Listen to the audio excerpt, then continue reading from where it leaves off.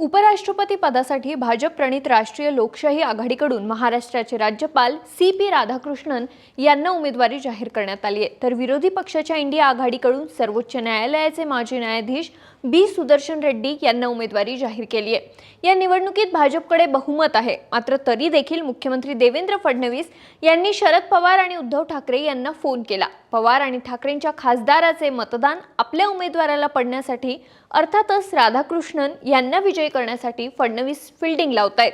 नेमका हा काय विषय आहे, फडणवीसांनी पवार आणि ठाकरेंना का फोन केलेला हेच सांगते, त्यासाठी हा व्हिडिओ शेवटपर्यंत पहा।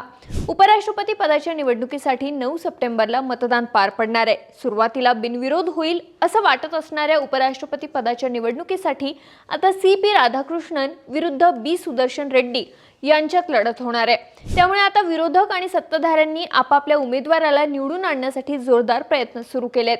याच पार्श्वभूमीवर निवडणुकीत एनडीएच्या उमेदवाराला पाठिंबा द्यावा यासाठी मुख्यमंत्री देवेंद्र फडणवीस महाराष्ट्रातील सर्वपक्षीय नेत्यांशी चर्चा करणार असल्याचं समजतंय।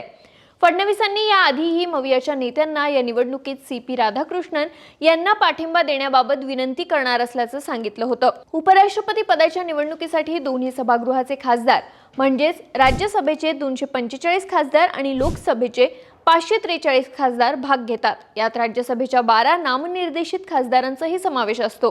यामध्ये महाराष्ट्रात शरद पवार गटाचे 8 आणि उद्धव ठाकरे गटाचे 9 खासदार, त्यापाठोपाठ काँग्रेसचे 13 खासदार आणि 1 अपक्ष खासदार आहे। उर्वरित महायुतीचे खासदार आहेत।